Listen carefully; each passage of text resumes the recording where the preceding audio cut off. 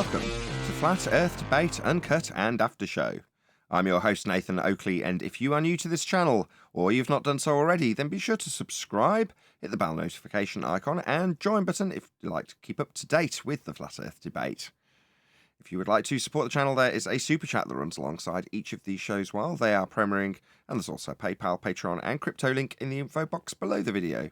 Speaking of Patrons, I'm going to do a quick shout out to all of you who do support me on Patreon, so a massive shout out of thanks and appreciation to John Travolta, JMels24, Yuyan Nemento, M, Iron26, Eric Troche, Endless, Flat Earth Sage, Goldie McKiernan, Phoenix Rising 86, Retro Bill, More Books, Cannabear, Fiber Oats, Bogey, Michael Kahn, Rob H, John Kays, Patrick Gunnels, Will Brax, Mel B Styles, Troy Shuker, Hairy Blade, Mobile Max 777, Neo the One, Rob W, Open Minded, Reese Pound, Del West Watson, Maria Nealand, Unbelievable Productions, Blue Ridge Ranger, The Real Gabster, Liam Nedrick Jr., Abraham Mohammed, Adrian Quintana, Skeptic 936, Life is Short, Texas Mike, and David Wayne Foster.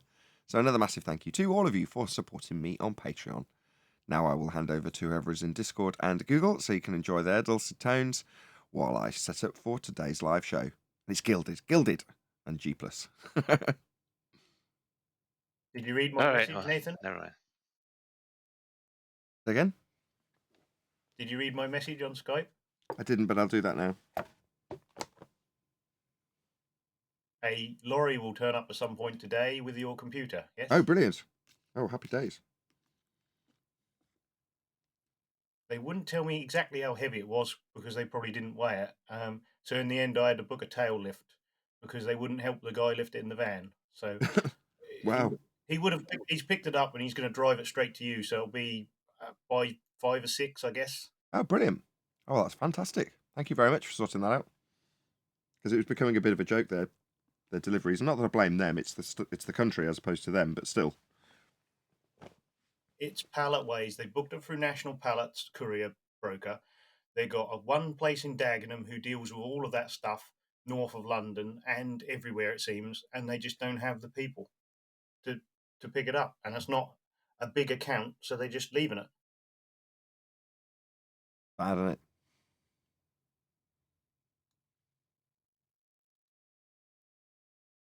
But great. Don't they know how important flat earth debate is?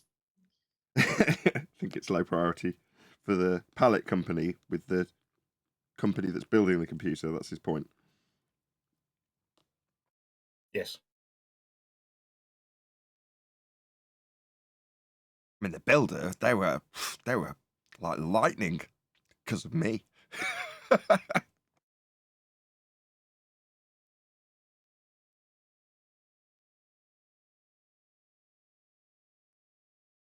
I better tell my wife. I'll be back in a minute. Give us a mic check. Mic check, mic check. All right, I guess you sound all right. Yeah, it's loud, but nice and clear. I was trying to figure out if it's clearer from Discord or from there, but I can't tell at the moment. I do notice this. If I go on Google Meets, the audio doesn't sound as good as here. Well, before when I was on Discord, if I would go from Discord to Google Meets, the audio would sound better on Google Meets. That's what they were saying to me on QE show. They were saying that I sound a lot better on the guild than I do when I'm on Nathan's showing and Meets. Yeah, Google are very cheap. They're probably not offering very good sound quality, kilobits per second wise. I don't know if there's something wrong with my... just that alone. Sorry, Righteous. Go ahead. I was just going to say, it doesn't seem to be just that alone, too. It seems to be like some other factors, too, besides bitrate. Go on, Nathan.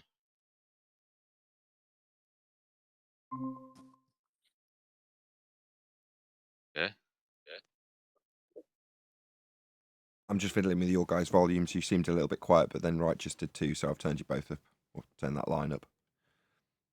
Right. The volume controls in Gilded don't seem to do very much. Yeah, I thought QB said it didn't do anything for him, and I don't think I noticed anything for me either. Unless you really have to crank them to really notice anything, like you said. Just keep talking. All right. Good morning. How's there- my volume? Not you, but very well, very good. I just wanted to see if I Morning. crank you to the max. What happens? Right. So there's more things to audio than just bitrate, right? There's like, I guess the way they encode it or something. Like, I'm not a tech guy, but there's all kinds of things that would apply for audio quality. Because I noticed the audio quality for the same bitrate here in Discord. I mean, in Gilded versus Discord, there was still like a massive jump in quality, even though it was the same bitrate. So Yeah, it does make a is it difference. good enough, Nathan? It's only at the extremes that it really makes any difference, the volume slider. So I'll just turn Discord line up a bit, I think. And if someone comes in really loud, I'll turn them down. Yeah. Right. All right, Tant, you were saying something? No, just joined the show and heard you guys were trying to set the volume, so I figured I'd pipe in. Right. But When it do you was start the your other farm work and all volume. that stuff? What's that? When do you start all your farm work? Oh, it's not what you assume. I'm in the middle of a move. I haven't done farm work for a while, and it's not a farm like it used to be either. I used to raise my I know own. it's like What's that? nothing. You I interrupted you. clipping Go or on. You used to raise your own. I'm only getting part of what he's saying. For some reason, you're clipping on me, Righteous.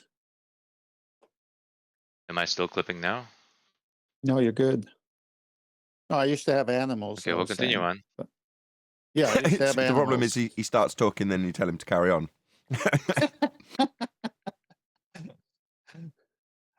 Was it a time thing now or what? How come he can't notice it? I don't think so. I think it's fine. Okay. Yeah, I used to have animals, all kinds. And my freezers got full. So I stopped that. And I still have meat. Then I obviously am moving, so I'm not doing any aquaponics at the moment. So I have to find a farm in Idaho in the near future. Wait, you're moving farms? I'm moving me. Farm stays here. Yeah, I'll but find a new farm in Idaho. Is that your private Idaho? My private Idaho. Come on, you know that song. I don't. I thought you were referencing some kind of. B-52s, you're living in your own private Idaho. No, don't know that song. Is it you sung got a by the ton of French equipment you Fries? got to move? I'm sorry, we're all talking over each other. What's that, Righteous? Don't you got a ton of equipment you got to move? I've As a already made farmer? 4 moves. This is my last and final move. Oh, Yeah, you can't do it in one shot. Not with a 20-foot trailer, you can't. He's driving across states at the moment on his combine harvester. That's a corny joke.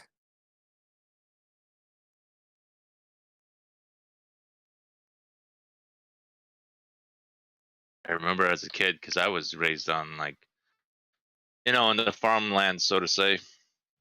And my grandma was way out in the middle of nowhere, and around her there'd be all kinds of crops, right? And there'd be like combines coming, tractors, all kinds of machines just to harvest all the land around her. And as a kid, that was nice. I get to ride all these machines and try them out, like the combine. The combine has like a little wheel with a little knob on it, and you just turn that knob on. Even a bulldozer I got to ride, so it was nice. It was like a kid having all these toys when it was like harvest time. Cool.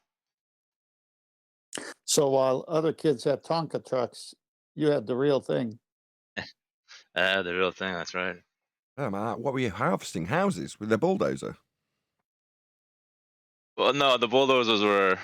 There was a bulldozer in the area for a bit while he was knocking down some trees. And when he wasn't doing that and he was gone for a season, the bulldozer remained at our property. So I got to like just play with a stationary bulldozer too. Fair enough. Pretty cool.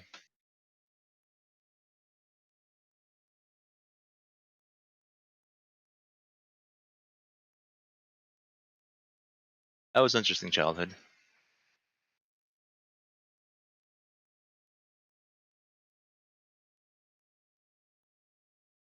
I kind of experienced So both worlds, like the urban and the rural kind of lifestyles. So I have a good sense of both. Back in Europe, things were really like set behind too when I was there in the 80s. So it I could was tell like you more one. like the 40s. Sorry. I was just gonna say it felt more like the 50s and 40s to me, right, when I was back there in that time in the 80s. So it felt also like a blast from the past and also like the old style living. So it was like a double whammy, so to say. Go on, Neil. I could tell you one thing. In the 80s, actually, it was right around when John Lennon got killed. 1980, we went from Brooklyn. The guy took 4 or 5 kids, from 5 of us, 5 of my friends, to a farm upstate because the guy got his hand injured. So we had to help him with the farm. It was the best time I ever had in my freaking life on that farm for a week.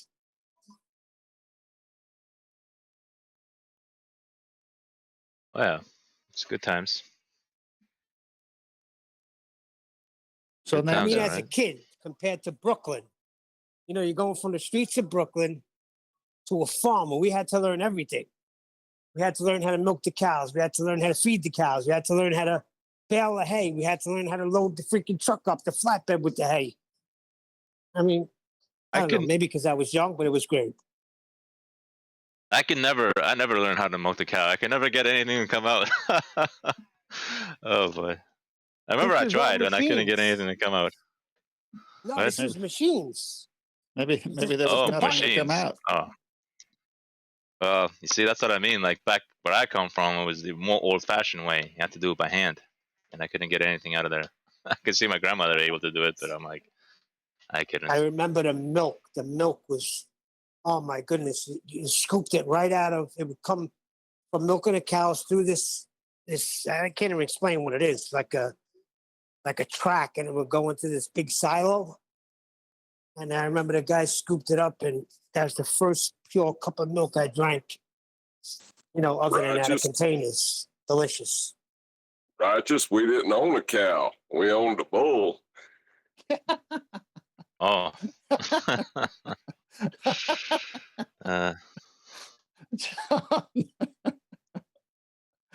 Oh my gosh, that was funny. Nathan, when are you going to put John's question as a housekeeping question? Stop delaying. It went in yesterday. It just didn't go in a as concise a manner as the other questions. It'll get more concise, but I'm sure John will drop it in today as well. What do you mean it went in yesterday? Where did it go in yesterday? It was mentioned yesterday again. We've already said it should be. You even said it should be a housekeeping question. I second the motion. Huey got a whiff of it and said, "Hey, say that again. What's the delay?" Well, I kind of like the formulation QE was putting on it with the comparison to A Few Good Men. And, you know, that if Santiago was, if it was ordered that Santiago wasn't touched and your orders are always followed, then why was it necessary to transfer Santiago off the base?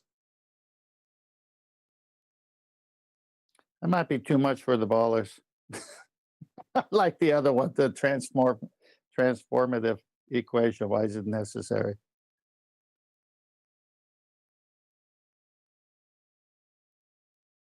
In other words, why do you need a conversion?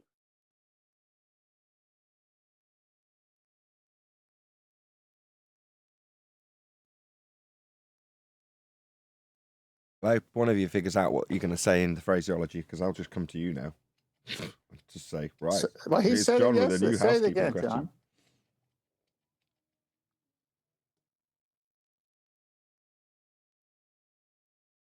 Oh, I guess I'm going to have to go to hear yesterday's show when you're going to air it. I don't remember what I said.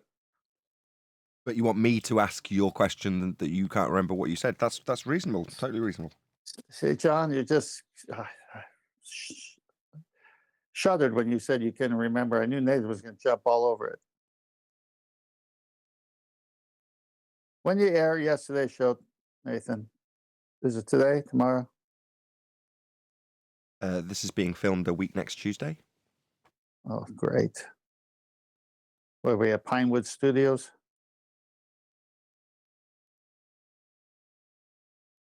Lone Pine Studios. All right, I'm sure you'll tell me soon. I'll go listen to it again.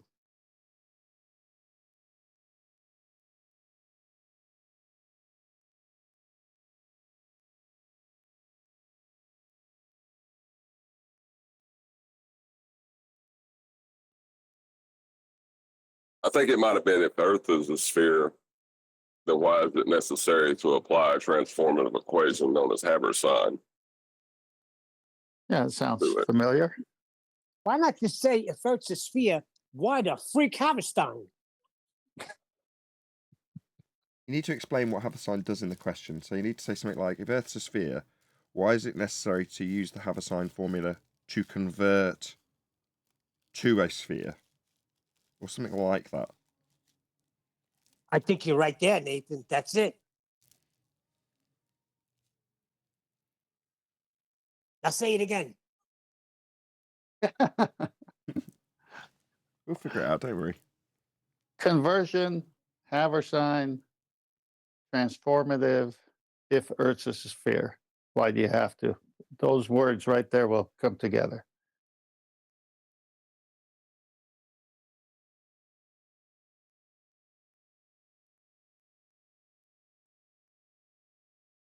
Well, QE also got a hold of it, so maybe he'll make it more concise too.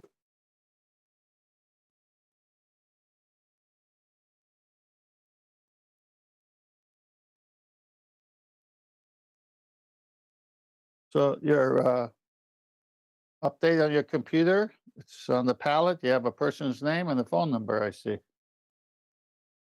Oh, was it on a public Skype? Or a group Skype? Yeah. So any day. Today, apparently. Yeah, today, supposedly.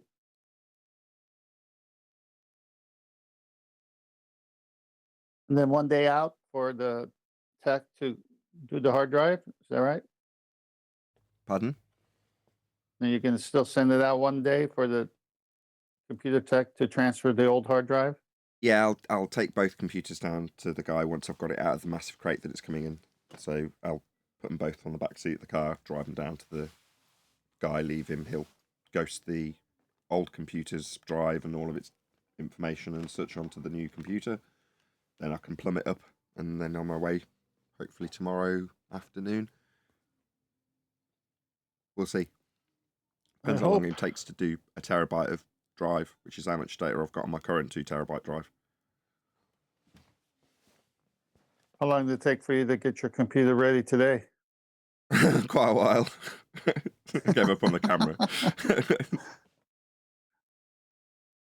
Well, it was taking you an hour 2 weeks ago, wasn't it? As soon as I added the new monitor, it started taking an hour to get it set up, yeah.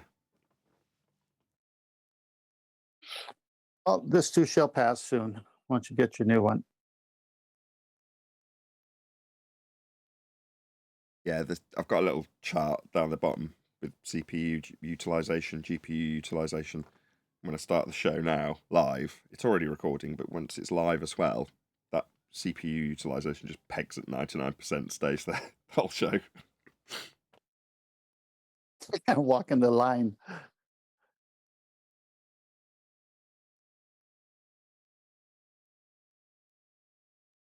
I'm quite amazed how big a difference a monitor makes. So after it doing that, I getting considerably worse for adding a higher resolution monitor.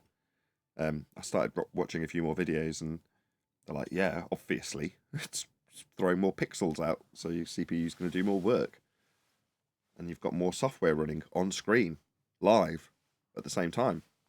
I was like, well, that's not strictly true for me. It was always up and running. But yeah, having a bigger screen does actually make your CPU work harder, or having more screens. It's common it's common among engines too. When you get a engine for any kind of use, you want to get something a little bit more powerful, so you have the power to get versus like farm equipment, as we were talking earlier. If you get a edger or a weed whacker, or there's the pro version, which has got more cc's in the small engine that takes the mixture fuel, oil and gas. Or you can get the homeowner version, which, if you use it all the time, is going to wear out. Well, I thought the GPU was going to be out of date today, literally today, as they've just announced new graphics cards today. And those new GPUs are all, I think the cheapest one was £900, then £1,200, then $1,600, I should say, $1,600. And everyone's pissed because the ones at 800 and 1200 would typically, in the previous ranges, been maybe maybe 500 and 700, say. Well, now they're 800 and 1200. So no one's happy. And because of the mining boom, they've over-ordered all of the old stock. So that's still in existence and they've got to sell it. So they've just kept the current range current. And the new range goes on top of it. So you've got like this new range and old range both being sold at the same time. It's really quite a weird time. Well, that formula for every 2 years, the speed doubles. Every 3 years, the cost is cut in half. Or die shrink, they say. It's actually TikTok, yeah, die shrink. So they shrink the die, they make it faster. Shrink the die, make it faster.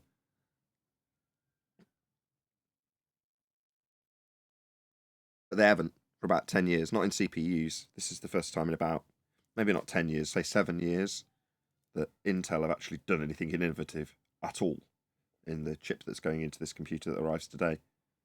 So it's got it's essentially two chips in one. It's got a bank of 8 processors that do menial tasks that they call efficiency cores. So they'll be running OBS and Skype and the chat feed and voice meter and the shortcut buttons and whatever else. And then you've got primary cores that can actually run things that require a bit of processing, like, I don't know, something that's got a camera running or a game or whatever else that just requires a bit more power. But having not used a modern computer, I have no idea how much slick it'll be. I'm hoping a lot. We better get started.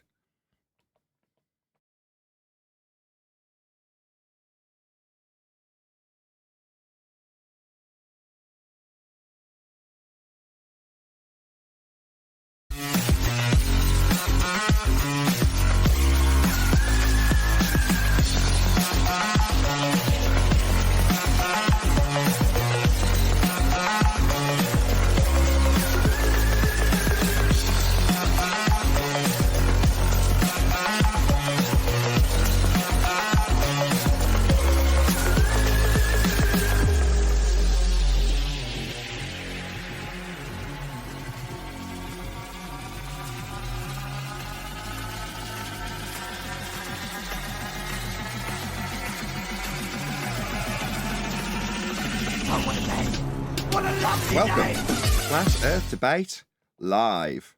I'm your host, Nathan Oakley, and if you are new to this channel, or you've not done so already, then be sure to subscribe, hit the bell notification icon and join button to keep up to date with the Flat Earth Debate. If you would like to support the channel, there is a super chat that runs alongside each of these shows while they are live, and there's also a PayPal, Patreon and crypto link in the info box below the video. Most importantly, if you'd like to join the discussion, simply mute the page you are currently watching, then click the link in the info box below this video to join the panel and express your views on the nature of Earth. If you do join, please don't swear. If you do, you'll be ejected. And if you are, please don't try to rejoin the stream using sock accounts. You'll be warmly welcome back on the next stream. Please also share the show on social media. Sharing the show obviously increases the live audience, but this in turn increases the chances of a more diverse panel, so please share the show on Facebook and Twitter. Now we are joined by 10th Man, Neil, Refracted Curvature, Brian's Logic, and a whole bunch of people in Discord, so welcome one and all. Hey. Good morning, good morning. How's it going, everybody? Hey, good morning. Hey, good morning. Good to have you all, enthusiastic bunch that you are. Any evidence of a physical geometric sphere edge horizon, formerly known as the curve of the Earth? That's funny. How did no one catch all these years people saying that boats go over hills of water? How did no one catch that boats on the globe claim is going over an edge, like literally falling off an edge, and measuring how much of the edge is blocking it? It's a good point. Somehow no one's picked up on that yet. Well, we have here. We say it's a throwback from the Feast of Nonsense. I.e., when you get here, you're told that Earth's a pizza pie. If you're assuming it's flat based on the information you've come across, you might be told that the Earth is flying up at 9.8 meters per second through a sky vacuum as a pizza pie with boats falling over the edge of it. Meanwhile, the globe, which is has a gravitational effect, down 9.8 meters per second squared, traveling through a sky vacuum at a god-awful speed. You've got a boat that falls over the edge of the horizon. So there, oh, look how stupid you are with your boats falling over the horizon, which we don't claim. That's part of the controlled opposition narrative. Is the same as their exact claim that they used to say, look, we can prove that the horizon's Earth curve. Look how much the edge the boat's fallen over is blocking it by.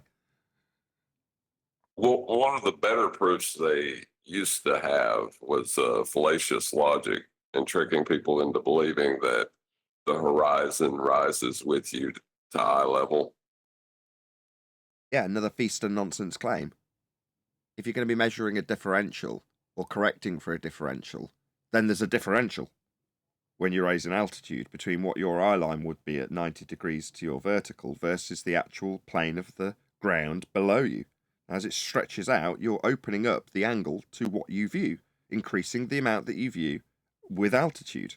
And you can measure that drop, the differential between your horizon as it represents itself versus the horizon dropping away from your 90 degree to vertical position when you're at altitude.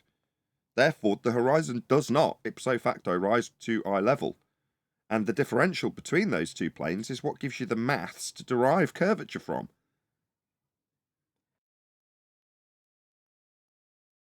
Well, it does appear to rise to eye level. That's the difference.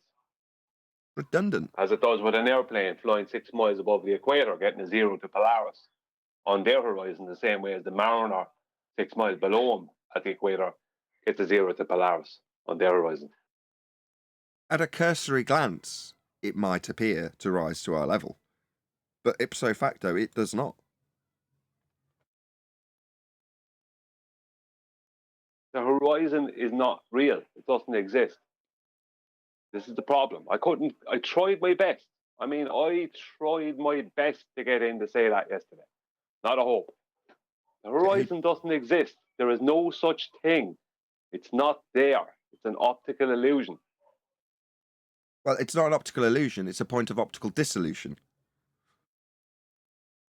You can measure it.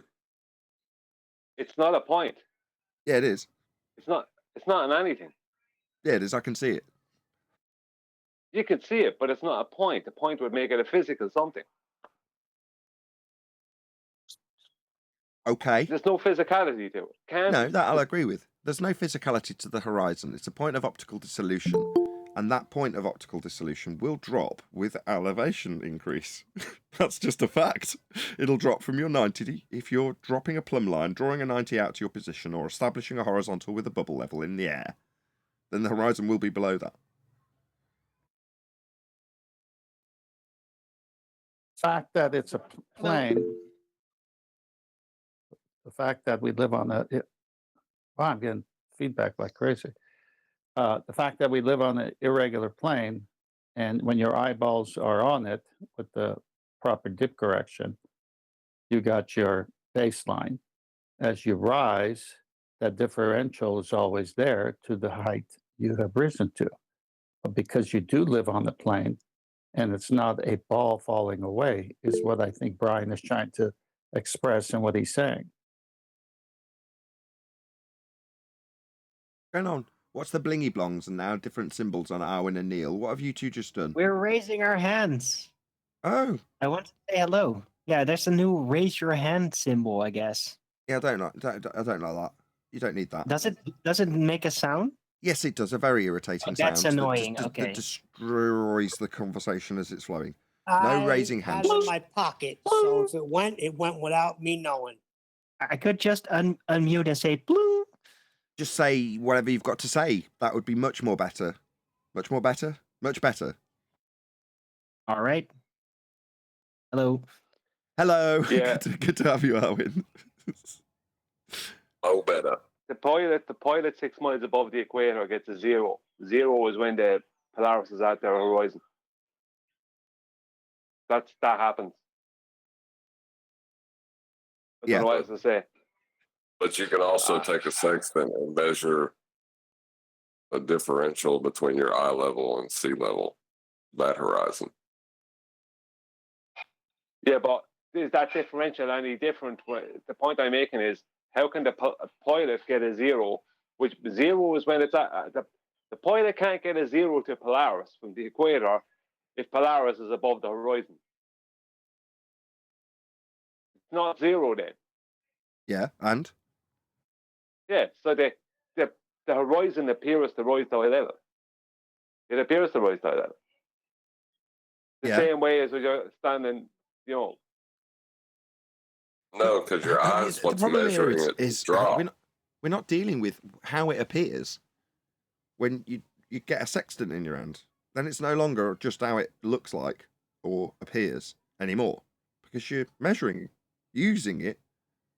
Or if you're drawing out a 90 degree from your position or getting a bubble sextant, you're not getting you can reference it in relation to that. No. Hang on. Brian is saying on purpose the word appears, not actual. But it's redundant. I know, but you guys are so pedantic on the fact that there's a differential between the two lines, the eye line and the baseline of the ocean, which we all agree on. Oh my goodness, we already know that. Let me try a different tact. Brian got furious with me about 18 months ago for this exact thing, right? Because I said, if you're out at sea and you've got a sextant and you're on the deck of a boat, for the sake of argument, let's say it's 20 foot off the sea. I said, you don't need to do dip correction because the difference is so small when you're on the boat versus up in, I don't know, 30,000 feet or something much, much higher. It would make such an insignificant difference. You wouldn't really need to do the correction at all. And Brian got furious with me to labour a point, which I'm sure was very important. I just can't remember for the example now. But what I can remember was Brian getting annoyed with me about saying, nah, the dip's not really needed. Well, that's the dip we're talking about now that Brian's now contradicting. No, I'm not contradicting. Let me rephrase it. I'm not contradicting. I want Brian. Sorry, John. Go ahead, Brian. Not contradicting. The horizon you see from your boat is only a couple of miles away, right? And you know you're 20 foot above it or whatever. Then you do have an obtuse angle, not a right angle. That's why you have to correct down to sea level, because you're using the level of the water as your horizontal. You're using the surface, the horizontal baseline of Earth as your horizontal. Right, but when you're in an airplane, you're seeing. Hang on. When you're in an airplane, you're seeing the horizon appears to be much further away from you. So that's why you're seeing Polaris at 0 at the horizon. The horizon appears to rise to eye level. What are you correcting for? In either event, what are you correcting for, Brian? You don't have to correct with the bubble sextant. I can't believe I'm hearing this. You jumped down my throat when I said that. Sorry, did you say bubble? Because with the marine sextant, you're using the surface of Earth. That's right. Right. Well, let me go ahead and put it in context. No, they're not getting it, John. Hold on, Brian. Just go ahead, John. I can't believe this is happening. I can't believe it's happening either when you jump down my throat for saying you don't need dip correction. And in this example, you're saying, well, the horizon kind of rises to eye level. It's apparently at eye level. It's like the apparent position where the sky meets the ground apparently rises with you. Well, let me go ahead and fix apparent. The not actual position where the sky seems to meet the ground is not actually rising with you to eye level. When you're using a marine sextant, Wait, no. Hang on. Address One that. second. I'll address that in a moment. Well, address that in a moment. When you're using a marine sextant, you must do height of sight correction. And the reason it's so important is not just to make the 90 degrees, it's so you're using the surface of Earth as your horizontal. That is the killer part of that argument. Yeah, that's one. Yeah. That's the differential. That. Go ahead, John. It's getting frustrating. The when you say the horizon, the not actual position appears to rise to eye level, doesn't actually rise to eye level. When it's said that way, that's true. So saying the horizon appears to rise to eye level would be okay, as long as you're saying not actually. The horizon doesn't actually rise to eye level. You're getting caught up in a place we're not even disagreeing. It's perspective. It's the way we see things, the vanishing point, the convergence of lines meeting. It's that thing I said yesterday where they go into projected geometry. Okay, this is where they hijack it and misuse it. But we're being honest here. When Brian is saying it appears, he's not saying actual. It just appears that way because prior to bubble section, not actual. I was in the middle. Yeah, fine, not actual. Oh, my goodness, why are we getting caught up on this? We're all saying the same thing. Just one side is stuck there without realizing the other side's point yet. When the first sextants were being used on the airplanes, they did do dip correction. They have tables for it if you're at 5,000, 10,000, 20,000 feet. If you could see the horizon and no clouds were in your way. Why are they doing dip correction from an airplane at 20,000 feet? What's that importance for? Brian just said it, because you're going to use the sea surface as your baseline. Then they figured out, hey, you know what? We can put a bubble in this thing. And they put a bubble and created a horizontal parallel to the sea horizontal, the sea surface. How do you get the same answer at 5 miles up as you do at sea surface? How do you get the same answer? Eye level? Perspective? No, because you're not using the perspective that gives you the horizon when you're drawing out a horizontal plane with the bubble. No. For the Brian's point of appears. Not actually. Right.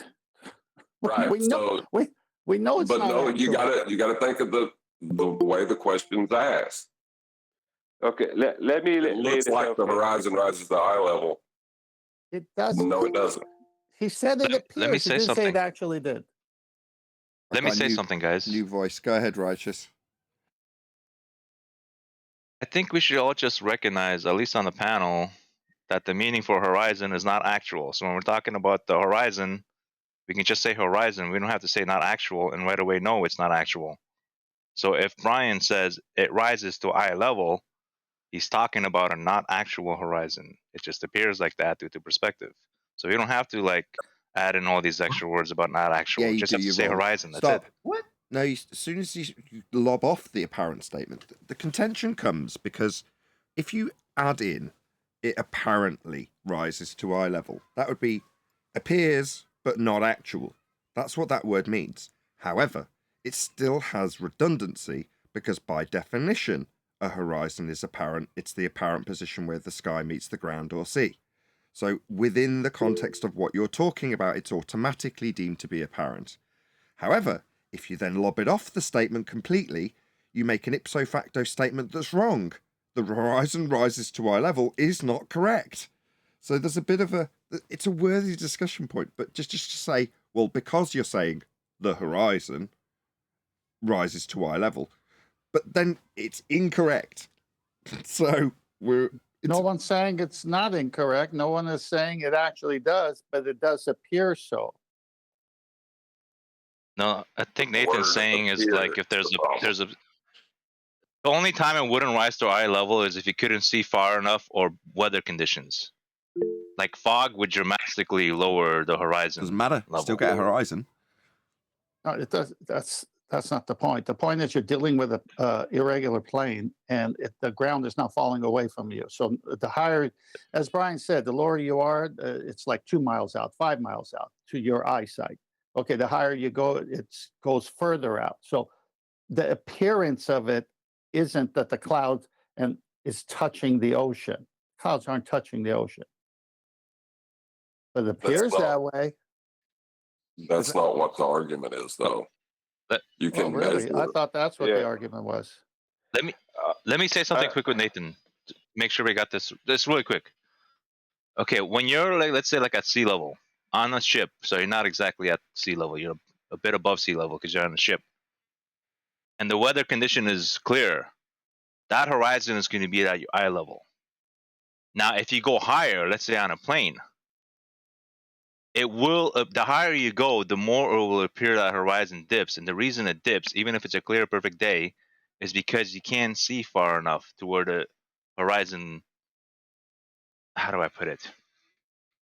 You know how we have perspective lines drawn?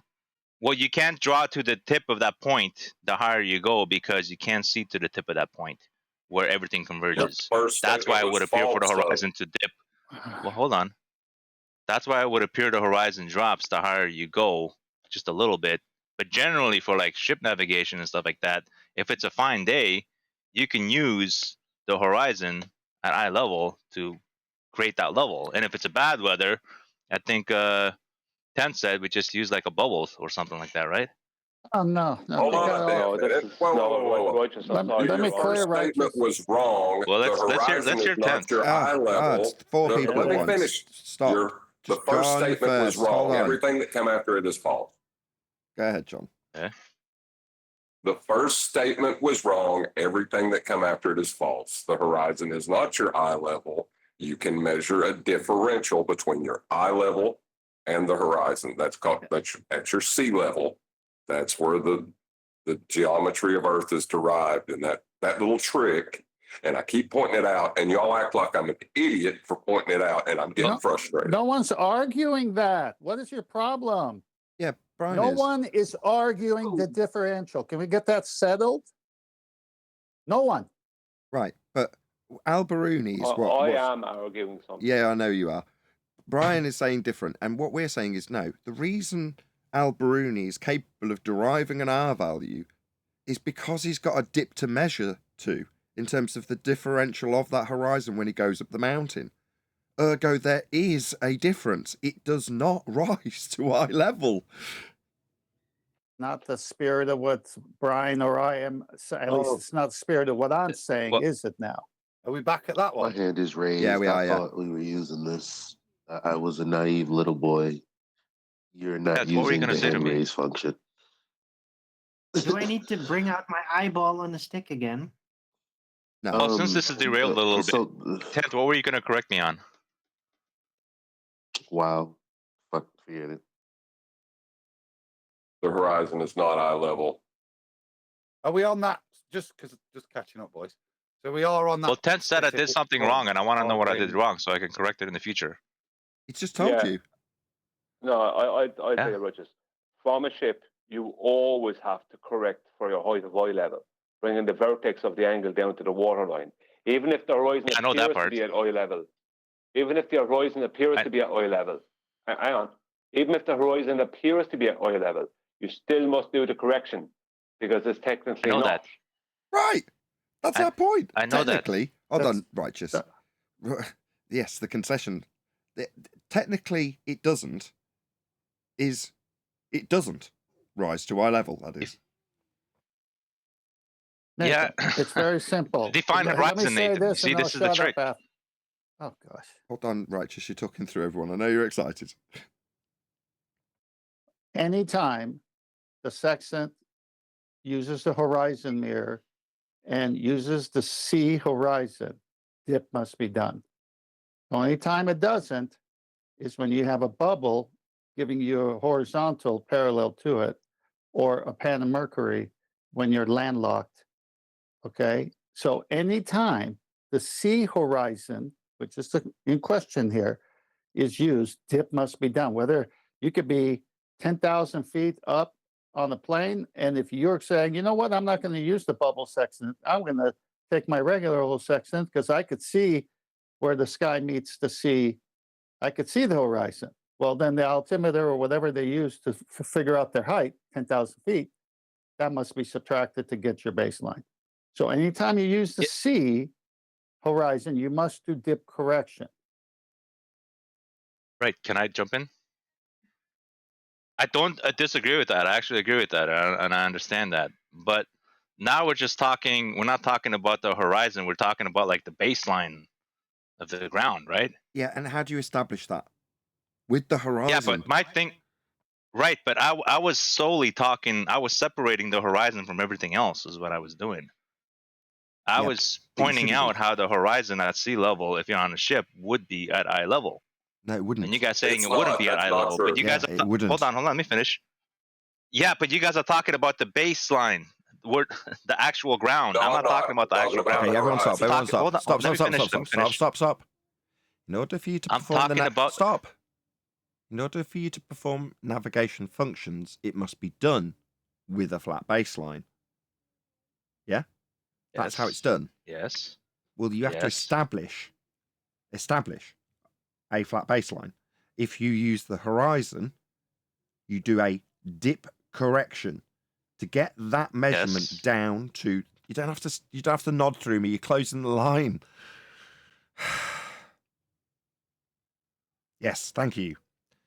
You don't have to do any correction if you establish a horizontal with a tool that establishes horizontal.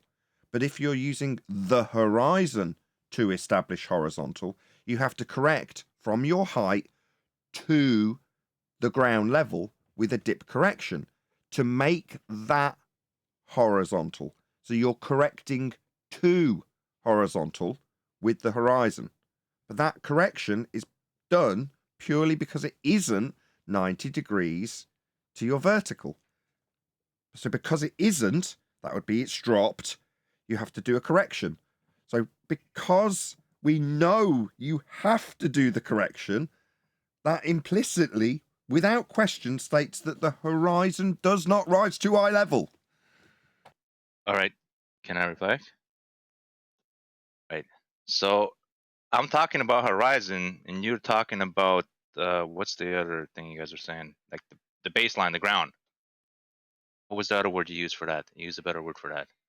No, he was talking about the dip angle correction to the horizon. Right, but I'm not talking. You guys are talking about the ground, but I'm talking about the horizon. Yes, and when you draw out on your map, you'll be drawing it out because you're going to be navigating the ground.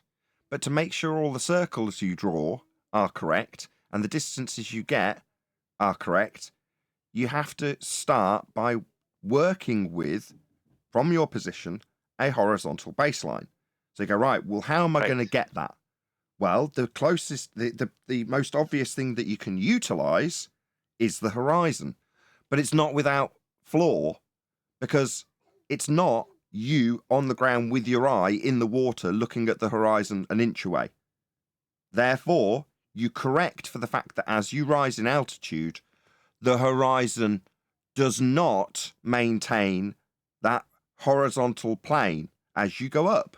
You have to correct it to the horizontal plane that you're going to be drawing on your maps. So you're correcting for the fact the horizon doesn't rise to eye level. That's why you're correcting it. I know that part. That's why hold on, let me finish. That's why I'm separating the two. I'm separating the baseline from what is apparent. I know what you guys are talking about. I understand all that stuff. Yes, you get in there. Hold on, he's nearly there. Yes, that's correct. So you've got a baseline that is the ground that you're going to be navigating and drawing on your map. And if you use the horizon, you've got a line down from your raised in elevation position down towards the horizon. Yeah, that's your dip correction that you'll later do. However, you can also draw out a horizontal plane at your eye level using a tool like a bubble sextant.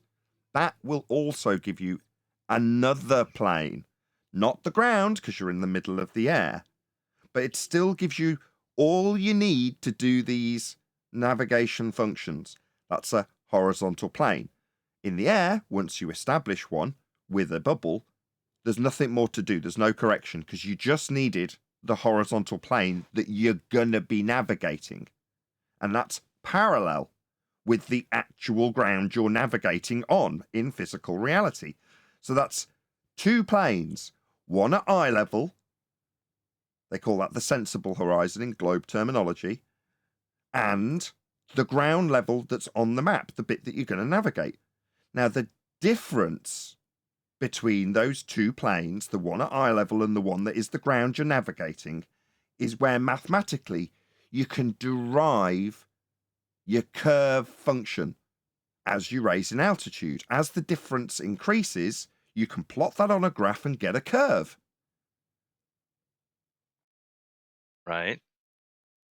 But So I'm not saying the baseline. Stop. So you said, yeah. Well, yeah. So where we have a flat plane and can utilize star navigation functions, so long as we establish a flat plane at any altitude, because it runs parallel with the ground, that principle is still employed for navigation. But, and this is John's point, the difference between the two planes plots out as Earth curve. That's where you're getting Earth curve from. So to deny that the horizon does not rise with eye level is to deny the very essence of the derivation of the curve that they say we've got. And Al-Biruni's methodology to get R from the horizon as it dips from his position when he raises and goes up the mountain. So part of their narrative, part of their maths, the heart of their globe Earth, the R value, comes from this fact that the horizon does not rise to eye level. So us flat earthers stating that it does, when they're like basically going to laugh in our faces and go, well, the way I get the R value is by the very nature of the horizon not doing that. It's in their maths. And here's us going, yeah, horizon rises to eye level apparently. No, it bloody doesn't. You're missing what Roach is trying to tell you, Nathan. You're not listening to Let me say it quick. I'll say it quick. I'll say it really quick, Ryan. I'm not saying the baseline rises to eye level. So I never said what? that. So who cares then? Nobody said that at all. But you guys are mixing the two up, a horizon and a baseline. No, we're not. Well, yeah, Aaron, it Nathan, actually does. Yeah, Hold on. You might be confuse the issue. I can explain. Stop. John, go ahead. Is the horizon at sea level? Yes or no? The sea level is only part of the horizon, John. The horizon But is it where is part all of it. things meet. But it is part I'll of say it. it. I'll answer. I'll answer. When you're correcting, 1 second, I'll help you, Rogers. When you're correcting with a marine section, you're correcting them to sea level. But the horizon itself is a point where all parallels meet. The horizon is at sea level, correct?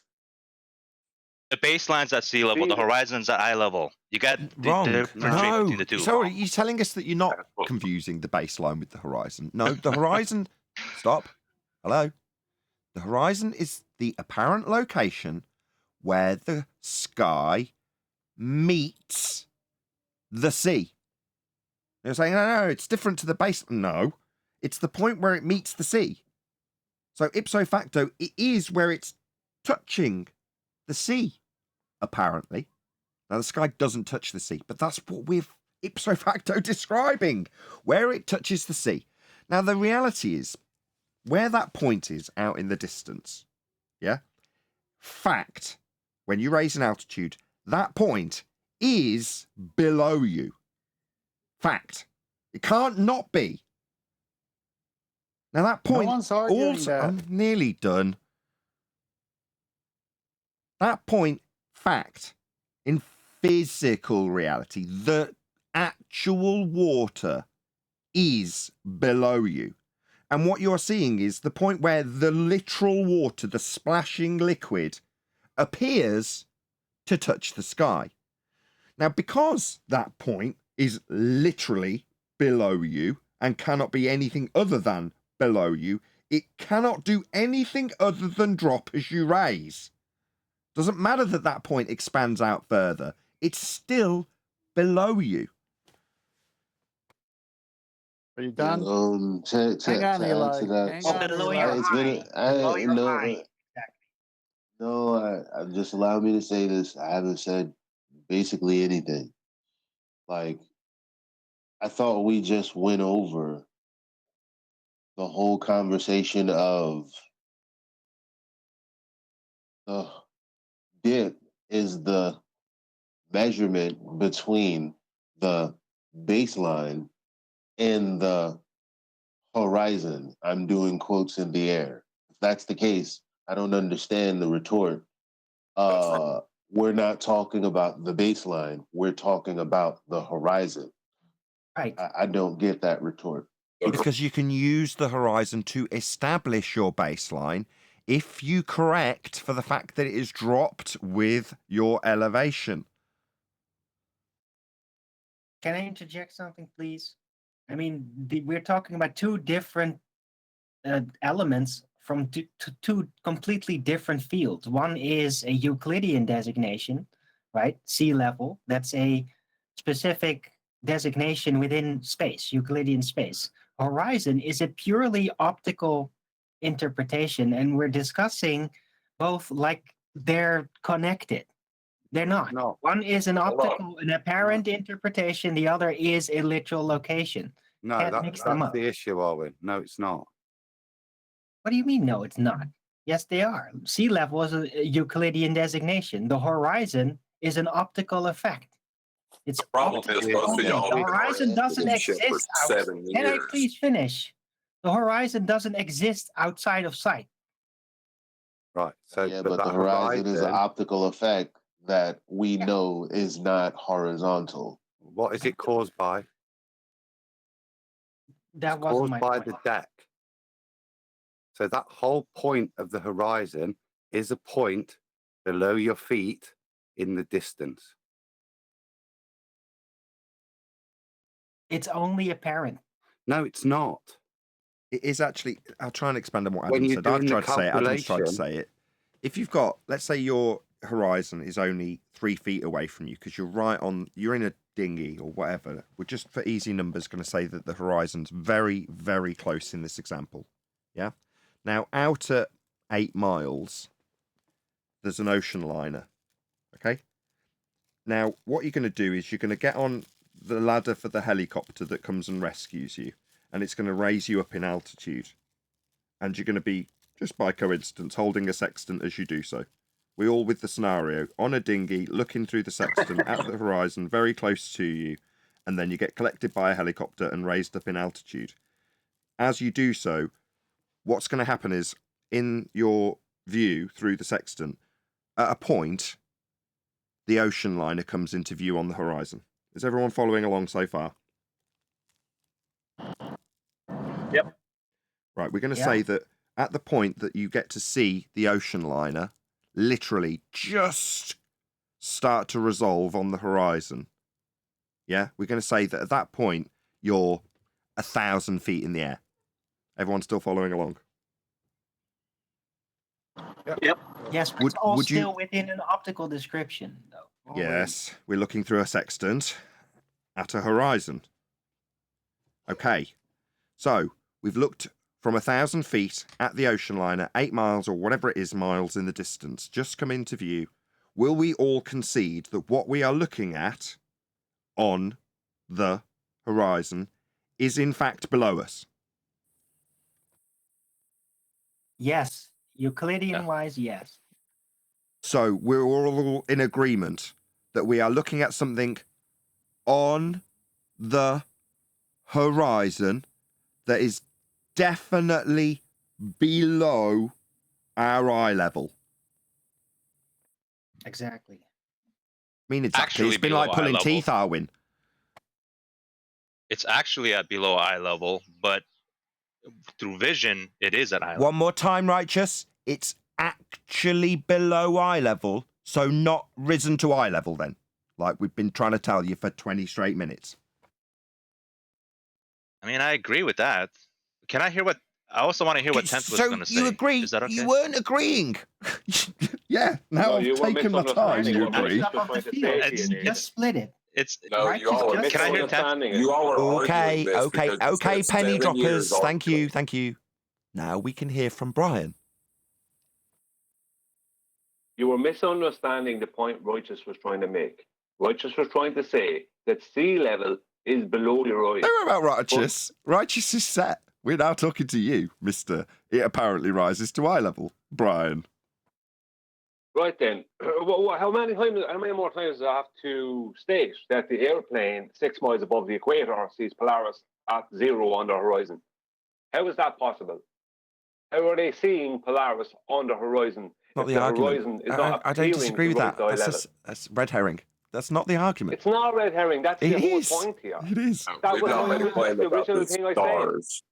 We've not made a claim about the stars and their relation to the horizon. All we're talking Brian. about You is the should know horizon. better Bring than that that. into it. Let's stick to It's already- daytime, just for I Brian. was the first person that Brian. I'm aware of. That I'm aware of, Nathan. I was the very first person in the whole of Flat Earth to actually go against that claim that the horizon rises to eye level. I even made a video about it in 2017.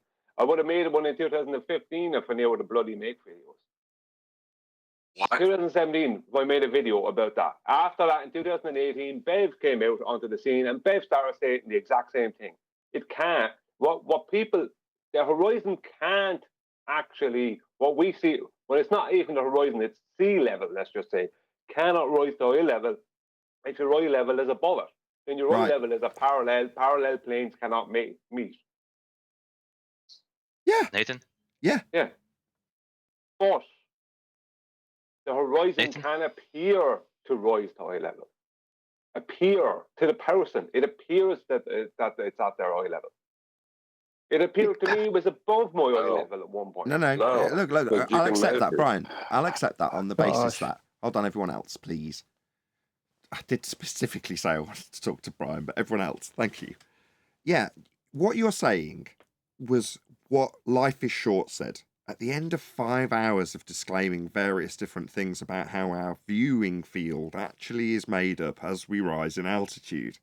So he had, I'm going to say, a solid hour of disclaimers, if you want to phrase it that way, before he got to the point where he said, well, yeah, it basically does rise to eye level, but that's so oversimplified. I'll have to go back and get out his exact comment, because I remember at the time thinking, okay, that's a lot to wrap your head around, because it doesn't rise to eye level, it's dropping away, like my example with the boat on the horizon. May I, Yes. Brian? Yes, go ahead, Nathan, Tenth. Nathan, John, well, how do you miss something right in front of you like this? I'm going Are to you test kidding you me? right. I'm going to test you right now. Railroad tracks, they don't converge. The trains would crash if they did. But it appears to do what? You're talking about how things converge in the horizontal field versus the vertical field. That's different. Hang on. I didn't ask for an explanation. What does it look like to you at infinity? What It looks like they consider meet. Yeah, That's it looks not like they infinity. meet in the horizontal field. The left-hand This side is rail seems to meet the impossible, John. right-hand side rail. John, please hold off. I'm not saying this. I'm telling you Right. the projective geometry and what they are saying. Now, this whole thing can't be solved with just one aspect of an argument. Brian never said what you guys said he said. Al-Biruni and Eratosthenes had to assume the Earth is a globe in order for that dip correction to do what they did. If they didn't assume the Earth was a globe, we wouldn't have a globe. So an assumption has to follow in advance of going up the mountain and measuring the differential. And that assumption is, I live on the globe, so I'm going to use this differential to prove a globe. Well, you need R for that. And plus you measured an angle at sea level using a flat baseline. So he's discounted for being dishonest or stupid or a made up story. What Brian is saying is it appears, he's not saying it actually is, and we all agreed on that already. It's a perspective thing. We know as the higher you go, that's how much you're above sea level. We already know that. And that's why you have dip correction. Hold on. Can I please respond? Because this has been 7 years in the making. People have argued this point and gotten beaten over and over again. But just because your field of view opens up as you rise in altitude does not change the fact that there is a differential measured with an optical tool. Using your eye, you are measuring a differential between your eye level and the horizon. Agreed. Now, don't confuse the horizon with the baseline because the optical field's growing, but the horizon is partially made up of that baseline. Agreed. What's the problem now? So the horizon does not rise to eye level. That's the problem. Of course it doesn't. The higher you go, that's how much you're above it. But the railroad tracks don't meet either, but it sure looks like they do. Yeah, but we just need to relinquish that statement. That's all we're saying. I know, but what I think John's trying to get across is there's a factually incorrect statement when people say the horizon rises to eye level, even if they insert apparent into the statement, because it is factually incorrect. Part of the derivative curve values and radius value for a sphere Earth. So it's a point that people have their asses handed to them on. Now, we know the intricacies of it. Brian knows the intricacies of it. Brian could fight his way out of this with his eyes closed. But the audience and the flat earthers at large have a misapprehension in this statement that has come from the Feast of Nonsense. So it's worth us going into it in this minutiae. That's why I've stopped at this housekeeping question and let this continue, because I think it's very much worthwhile. I think John's I'm nearly there. John's overriding point is that to say the horizon rises to eye level is factually incorrect and will lead you into a losing argument unless you're Brian or someone of Brian's caliber in terms of debate. I disagree. I think we ought to teach them the right way because they can live life without confusion. What the railroad tracks and convergence tell us is what Brian is saying. And if they understand railroad tracks don't actually meet, then you could use that as your quote unquote baseline argument to say, hey, same thing with the horizon. If you're at sea level, boom, you're right there. There's no dip correction. The minute you're 1 inch above it, you're above it. How about 10 feet above it? Yeah, that's the difference. You got to correct for that because you can measure an apparent difference. I'm in the middle again. This is exhausting. Yeah, no kidding. Okay, well, why don't you let me finish? No one's going to argue about perspective geometry and what the painters in the 16th century figured out and to make their paintings 3D to look like the way we see in real life. What you guys are doing is taking what we see in real life and being so pedantic over it. It's just crazy. You're choking me here. We all agree it doesn't rise to eye level. Then stop saying it. I'm done. Well, he's right. I completely agree with John. I side with John. And Brian has got the further point to say, while you're well, then right, stop there is saying the railroad tracks meet. I thought you were done. Stop saying that. I thought you were done. I thought it was really difficult when people talk through you. Well, I'm pissed off now because... I know you are, but this is a worthy discussion. I'm glad you've got the passion in your voice. I'm glad. But you guys are misunderstanding what Brian and I are saying and saying the very thing we agree with you on as if it's the thing we disagree with you on. As a general term, I appreciate that you and Brian have an exemplary knowledge when it comes to this particular differential that's being elaborated on over and over again by John. We know you know that. Brian's elaborated on the fact that he was one of the first to say the horizon doesn't rise to eye level. Here's the differential many years ago. I get all that. It doesn't alter the fact that with a basic understanding, with a general knowledge, fed at the Feast of Nonsense, your average flat earth Joe, the audience hears the horizon rises to eye level quite frequently, and factually it's inaccurate. That's all that John's trying to get across. Further to that, when it's utilised or employed incorrectly, and it is frequently, it leads to an arse whipping from a glober. It's also inaccurate to say railroad tracks seem to converge, but we always do. May I address this? 7 years of arguing this nonsense that's what this is. People have been saying it for 7 years and been losing their ass for 7 years. Every No, time they say there's not, that the horizon rises to eye level, all a Glober has to do is whip out a sextant and it's over. Did Chocolate just join? Oh my gosh. Am I allowed to go? You can, but I just want to check if Chocolate's here, because Yep. Chocolate's my man out on the circuit. Hello, Chocolate. Chocolate's the man that can confirm that people use this argument, say the horizon rises to our level, and then have their ass handed to them when he's in their presence. Am I right, Chocolate? We'll find out. Wait, Just- say that again. Before Chocolate goes, what you just did there, Nathan, was very wrong. That's not what Brian and I are saying. Why are you throwing us in the same camp as those people saying that? I'm not. That is wrong. I'm not. I'm Come on. I'm specifically distinguishing you and Brian from the average Joe audience member, based on the fact that you guys are the ones disseminating this information out for a long period of time. Therefore, it doesn't necessarily apply to you. But the statement in general, served up to everybody, you're not spitting out this bowl of soup that you've ate at the Feast of Nonsense. That's not what you're doing. But that statement is one of the alphabetti spaghetti soup nonsenses that you fed at the Feast of Nonsense and spat back out incorrectly by many a fellow flat earther. So no, I'm not tarnishing you with this brush. And I understand how the trick's working, and you're pointing out and Brian's pointing out, and I agree, that, well, yeah, but it still does look like it rises to eye level. And you'd be right about that. As you rise up, the horizon rises up with you, is what you're saying. And you're right, it does. But ipso facto, when you get down to the nitty-gritty of arguing about it, and that's what we deal with the numbers. You're having an argument at the moment about pi and how it's defined, right? This is the minutiae. You're calling us pedantic for it? No. I've experienced people have their asses handed to them for this. John has experienced it. I'm asking Chocolate to confirm that's the case, so I can elaborate on the fact that we're doing this for the audience, not to have a go at you and Brian. Oh, okay, hang on 1 second before Chocolate comes in, and then Adam, because he's been waiting.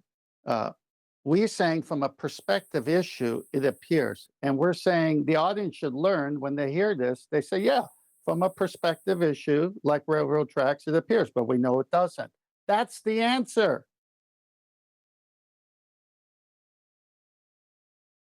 Can you measure railroad tracks meeting? Why give an opening, though? I think that's what John's saying. Didn't he just say they don't meet? Yeah, go on. What's going on here? He's got a great point, but go on, Chocolate. Well, obviously you guys are talking about the horizon appearing to rise to eye level and how that was correctly misused for a while, because people would just say it does rise to eye level. Is that what we're on? Yes. Okay. I don't. What's the disagreement? Let me answer for you, Nathan, because I've been in the trenches as well. I've never said that as an argument. I don't see a lot of people saying that, but I am aware that it's like a new thing. When you join Flat Earth, you might hear someone say that, but I don't think it's a current argument. Yeah, I definitely heard it, when I first got into this, but I don't know.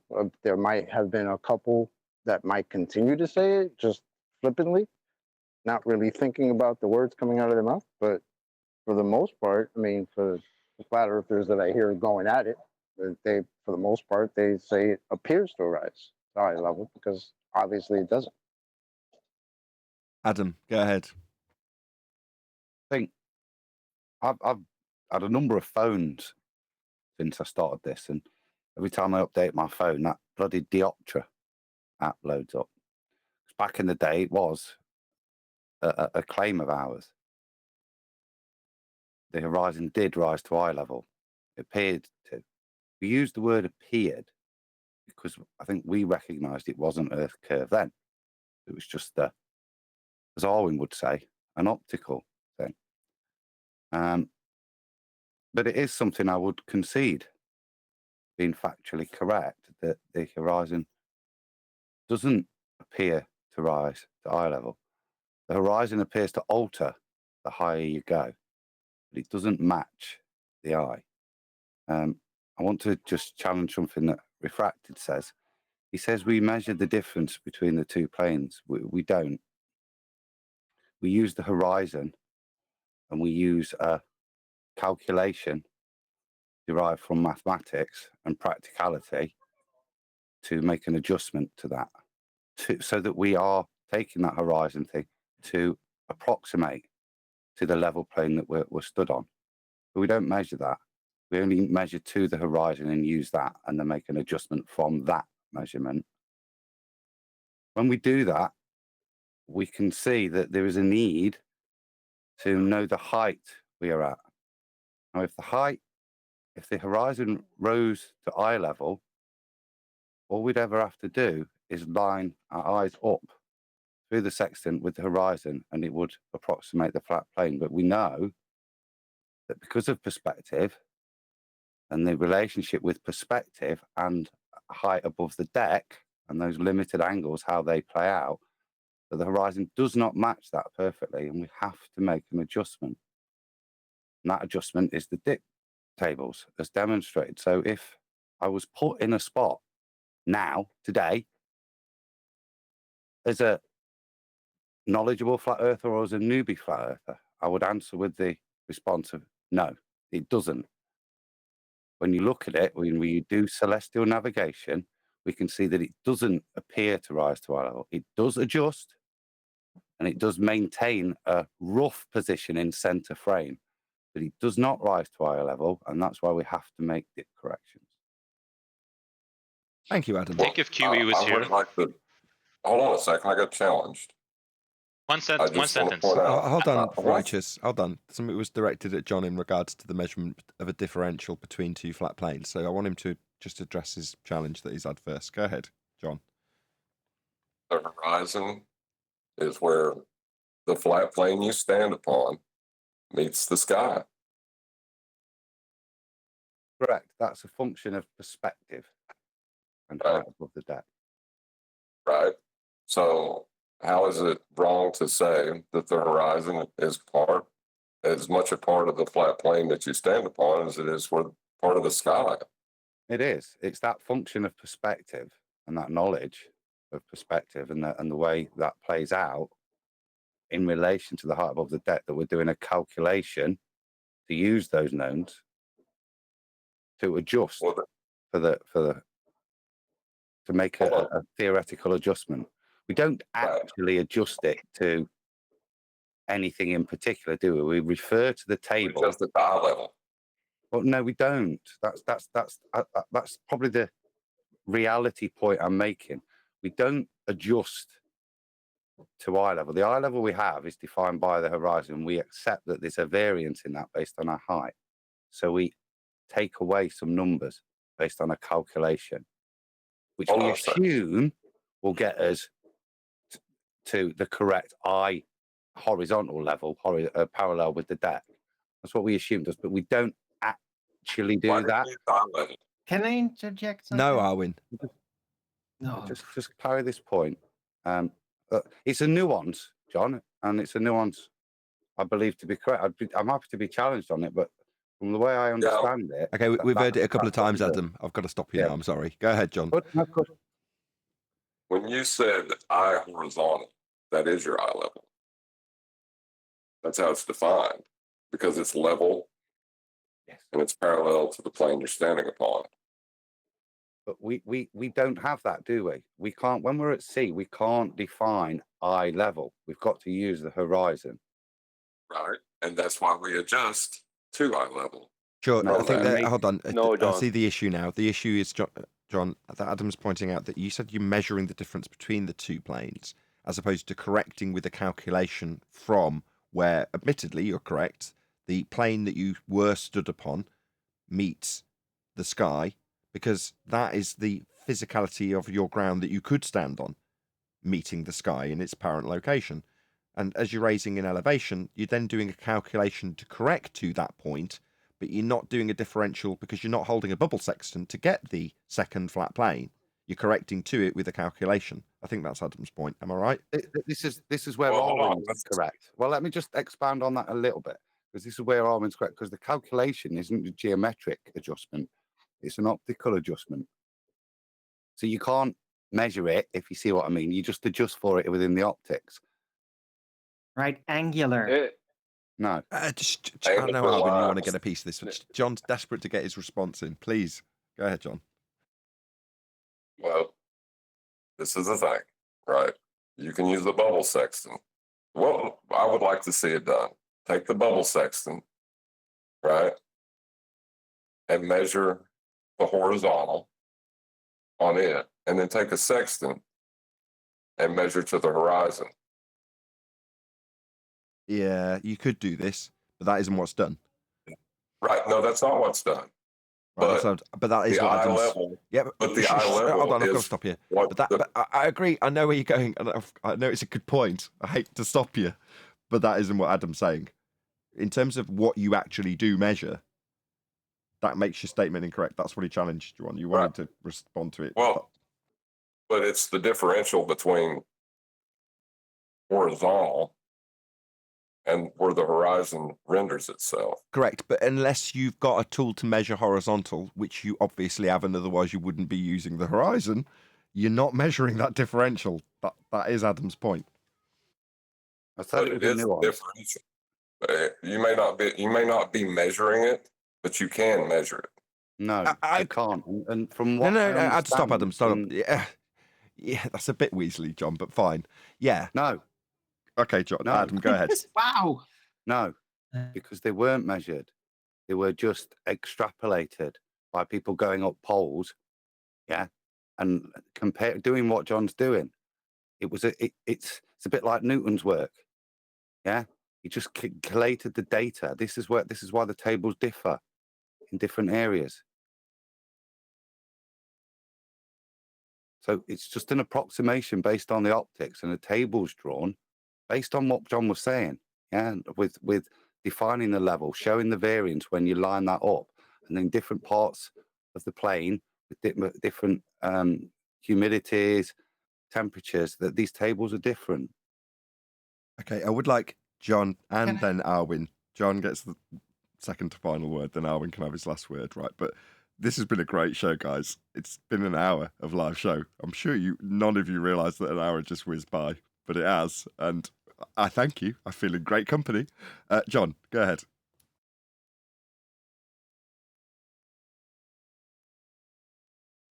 No? Any last points you want to add to that? Mine. Yeah, there is a point that I do disagree with, and that is that you can't measure that differential. You could if you use the tools to do it. Yeah, I agreed with you as well. I was like, yes, you could, but ipso facto, you wouldn't be doing that ever under any circumstances unless you went out intentionally to make your point in this exact point. Now, that's very smart of you, but by the same token, that isn't what they do. No one's going to be out there with a Mariners and a bubble sextant measuring the differential. While you could, and I agree, and yeah, Alwyn, go ahead. Right, so I want to kind of bypass this. I've been trying, and just make you realize, like, this is all very complicated comparison between Euclidean designations and optical designations, which makes it very confusing. Or maybe that's just me. Maybe you got it all cleared up very succinctly in your minds. I don't so much. So what I'd like to appeal to is a basic explanation of what the horizon, where it's actually going to be to the observer, like what that is, right? There is a limit of sight, and depending on the conditions in the weather, it might be further away or closer to you. So depending on that, if there's a clear day, then the horizon, the optical one, pure what you're seeing, is probably going to be closer to eye level than when it's really foggy or there's just other more distorting weather, when your line of sight becomes closer. And depending on your height, that's going to mean it's going to get lower, because now the actual Euclidean position, limit of sight range, is going to draw closer. So it's going to go down within the optics. And yeah, that was it. Perfect. With that, I'm going to say, if you are watching this on either Nathan Oakley 1980 or Nathan Oakley premiering streams, then stay tuned as there will be an after show to follow. Unfortunately, though, if you are watching this live, this is where we bid you farewell. So another massive thank you to all of you. Smash the super chat, liked, commented, shared, subscribed, hit the thanks button, joined as a member, and all that good stuff. Once again, stay tuned if you're watching on an after show. I've been Nathan Oakley, and I will see you all in the next video.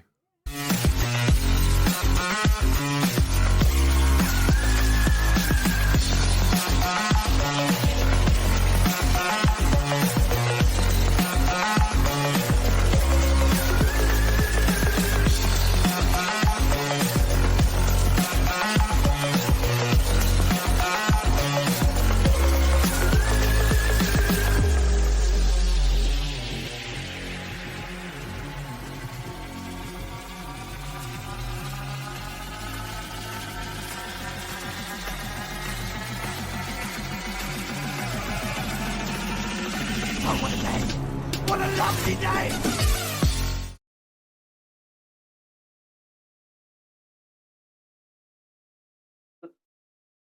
With dip correction, height of eye correction, the eye level and the sea level are brought together. That's the point of it. Because the sea level is your adjacent. Fuck's sake! Why are you getting so excited? Come on. This is important stuff, Arwen. We're all very passionate about this. I get it, but I'm fucking blue in the face talking about it. I don't know what else I have to say. Stephen, the Davis Sextant Manual shows exactly what's happening. They even give it in the diagram what's happening.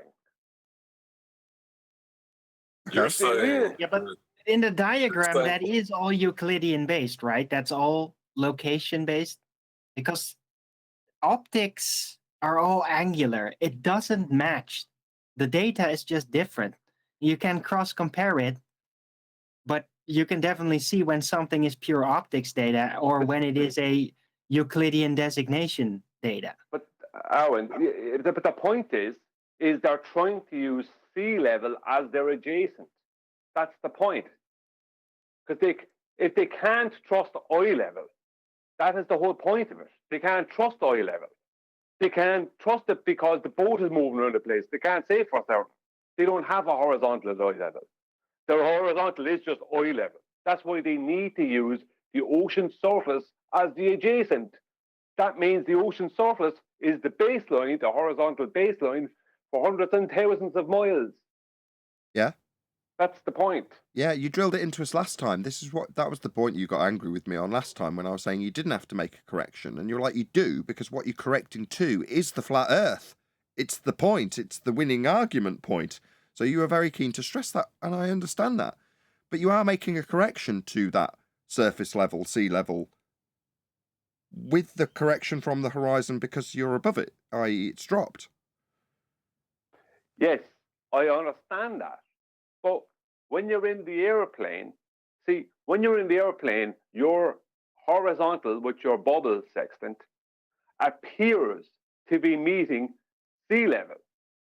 So when you're above the equator, you are seeing Polaris appearing at what you think is your horizon, because your bubble sextant horizontal will appear to be meeting all other horizontals at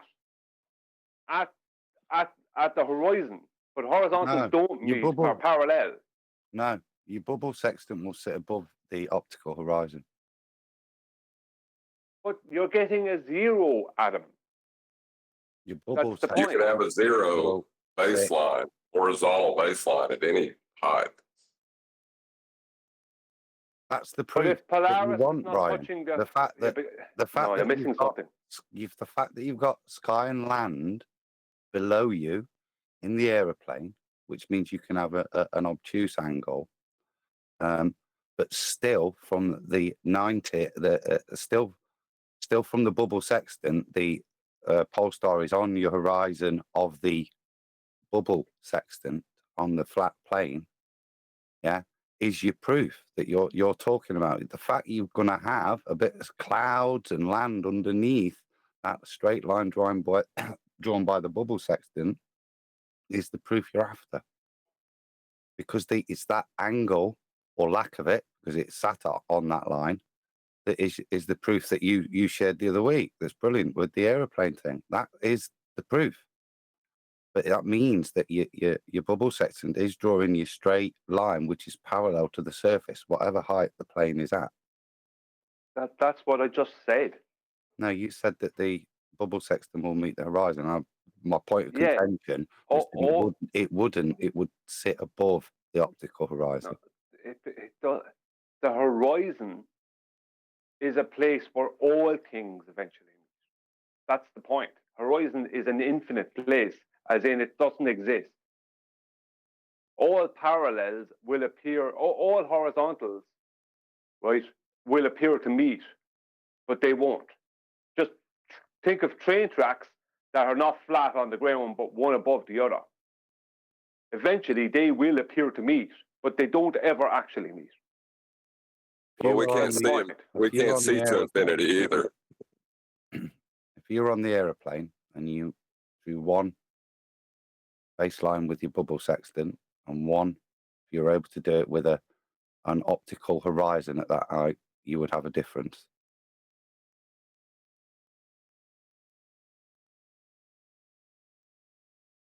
Difference is between the horizontal you're making and sea level. The only horizontal I want is the horizontal that is parallel to sea level. Now, if I'm on the plane and I use a bubble sextant, I've already got it. If I'm on the plane and I use an optical horizon, I will have to adjust.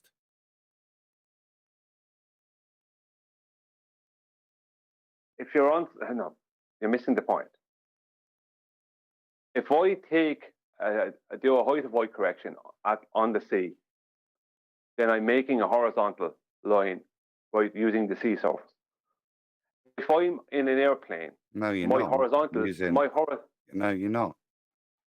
You're on the sea, you're using the sextant and the optical horizon to get a close approximation that you know will be out by a defined amount in the table, which you will then adjust your actual reading with. Height of light correction. So, and that's to get an approximation, to just bring that line up a little bit, so you've now got a parallel line at your height of eye, which is parallel to the flat surface on the sea in which you're going to do the navigating. No, the eye is brought down to the sea level. Now, this is where we disagree. So I completely disagree. I know, and I totally disagree with you as well. From us both reading the same books, it's interesting, but there's no point carrying that on because it is just a mathematical distinction that draws the same thing. You say you drag it all the way down. I say you make it parallel. The reality is, once you've done either of those things, away you go with celestial navigation. So we could drag it out between me, you, and argue for an hour or so, but I don't think there's a point. I might concede you see it that way and I see it this way. Mathematically, it's the same thing. Yeah, as long as you don't call him a plumber. There's no need, is there? Because we had that discussion. That's what I'm saying. We've had that discussion, beat it out. Neither of us are going to change our position. We see it differently. Realistically, within the maths, it's the same thing.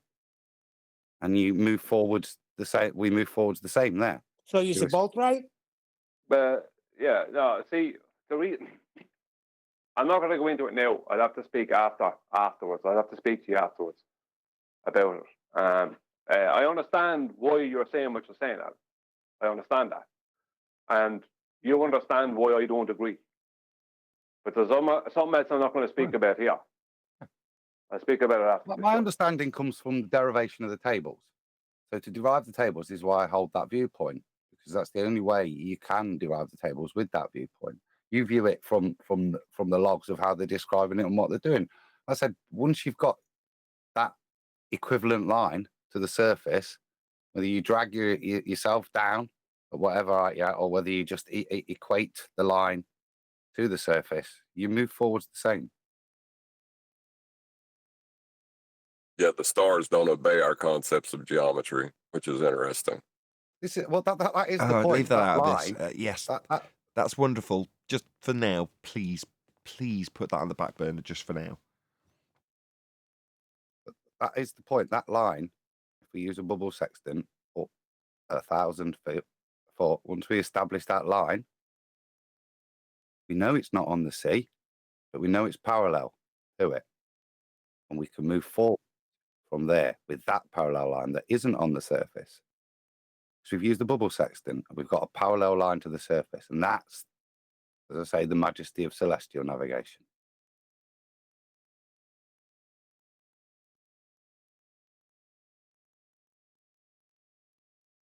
Not the kind of thing that you'd end up getting called a plum for either, Neil, because we're talking about hyper-specific stuff. Now, in that discussion, there's going to be your average guy watching that maybe didn't understand any of this. You know, dip correction, eye level horizons. Maybe it's all just, completely past them in terms of they haven't even given it a second thought. And now they probably have, because they've had an hour solid of us discussing the minutiae of it, along with the broad strokes to back the minutiae. Good discussion. Tiny detail that me and Bry's arguing over is totally irrelevant to the fact that if you grasp the concept that you create a parallel line or move it down onto, as Brian said at the beginning, a flat adjacent that you're going to do your workings from, then that's the point you understand that it can't be a curved surface. And that's the important thing. And as for the rest, it's us going into great detail that, like I say, doesn't affect the argument in any way, but obviously bothers us because we want to understand it fully in the greatest detail. And you only get that if you have arguments like between me and Brian as we beat these things out, Exactly. As much as Brian's getting annoyed, fantastic material for me. I'm elated with how today's live show went. It was a fantastic live show. The hour, I normally look down, periodically throughout the show. How long have we got? Oh, been going 10 minutes. Oh, great. How many viewers have I got at this point? Oh, about right for that smart time. Yeah. And then you look again, it's half an hour, and so on and so forth. First time I glanced up, 58 minutes. I was like, my God, that hour's gone quickly. Sometimes you just don't listen to Brian, though. I'm sorry. What? I'm just listening to the whole thing, and a lot of times you just don't listen. You just keep talking, and you just don't hear what he's saying. But I gotta go. That works both ways. Whatever, Irish. Get out of here. I still think the issue is we have two words and we're combining them together. By definition, the horizon is apparent, not actual. And then we're comparing that with a baseline, which is actual and is geometric. They're not the same thing. They're not comparable. Yeah, they are. All right. Also, I was going to say, I think this is something like Kiwi would be good to help, sort through, and because he's pretty good at like explaining things with like meanings and words, and he's also pretty good at let me explaining help you things with that because I can do it too. Where does the horizon render optically? high level. No. My God, that's annoying. I'm not going through this. I'm not doing it again. Definitely not at eye level. No. That was brilliant. Right. It's slightly below eye level, unless you have infinite sight. Sorry. No. Even if you had infinite sight, it wouldn't matter if you were 1 millimeter above the deck. The deck's still below you, Arwin, in all circumstances, without exception. That's not the horizon. That's the baseline. Yeah, it is. Yeah, that is the horizon. So I did this earlier. You've got the horizon. Guys, I'm going to give Righteous Force the example again, because in spite of, and I'm talking to 10th Man and Brian, you guys telling me how important it is that that I understand that you aren't making the point that the horizon rises to eye level.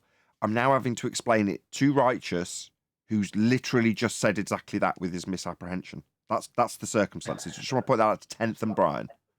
Here is that man I was talking about. It's Righteous Force. Can I please clarify? Let me read the definition of horizon.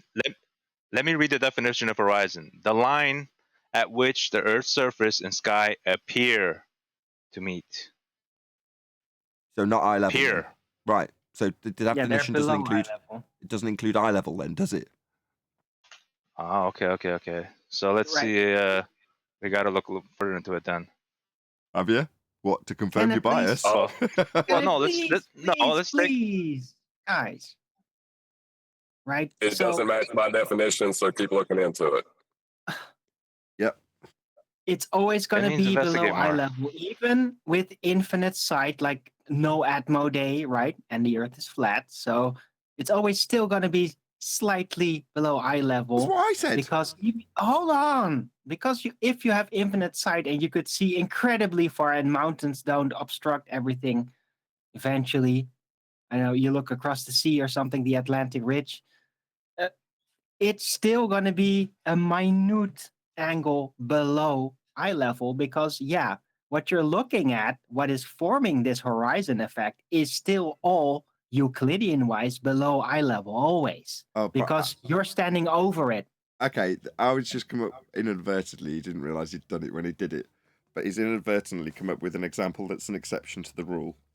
So earlier I gave an example, right, where you've got you at the sea level, and out in the distance that you cannot see yet is a boat, miles and miles away, let's say 8 miles away, and you rise up on your rescue ladder, you're looking through your sextant, it comes into view, you know it's below you, because it is.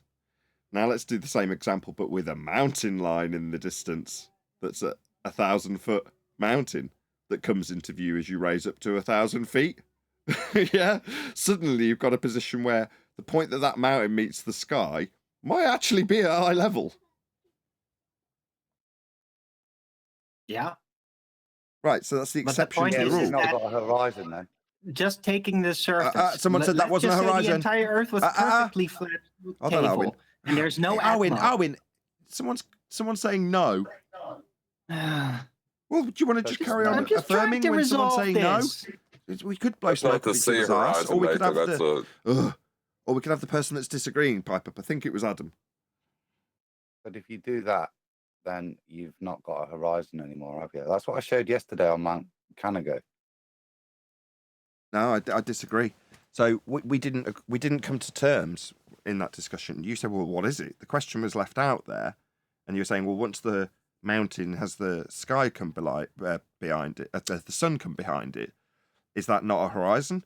Well, I would say yes. No, that what was described as the horizon, the point of dissolution, the point where the sky seemed to meet in that case, sea, well, that altered with the sun behind it. Then the point that the land met the sky was the jaggedy line of the mountain line. That was the horizon then.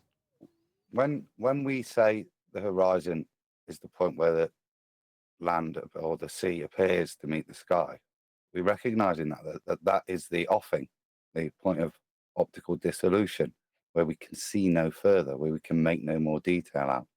The second we can make detail out, like a mountain range, we're no longer in or past the offing. So what you're saying is, at the point that the mountain illuminates on the horizon, you can just see that distance, as opposed to see the point of dissolution, formerly known as the offing, aka the horizon, because you're not seeing the point of dissolution. You've brought things back into resolution. Ergo, that isn't the horizon anymore. Is that what you're saying? Certainly from a sextant point of view to attain a level, yeah, you can't use it anymore. But because you can't point the sextant at the mountain range, the ridge, where it meets the sky, you can't call that the offing. It's not the point of dissolution. It's not going to establish a horizontal. It wouldn't be used. Therefore, it's unreasonable for me to say, no, there's a new horizon being formed with a jagged line on the mountain line where that meets the sky. That wouldn't be classified as a horizon. No, if I'm stood on inland, I can't use the top of a hill as my horizon. No, fair point. No, I get it. Fair point.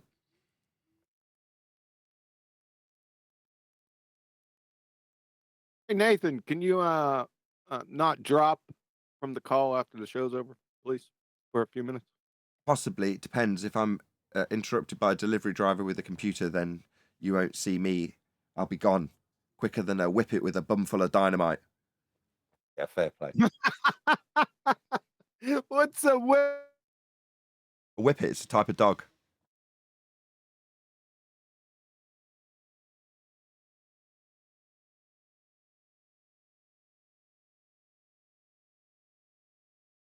My internet dropping. Is it going to say you've lost your connection? There it goes. Great computer. I don't know if this will actually get resolved if I get a new computer. My internet connection dropping. That's a recent thing with Virgin Media. The request. ET. The request was from Adam. By the way, he just wanted me to ask you for some strange reason. He's Ask got me this what? fetish. Ask me what? I'll do it at the end of the show. We'll all just hang about 5 minutes, just based on last night's show. Nothing worth Only if you're mentioning. talking to your microphone.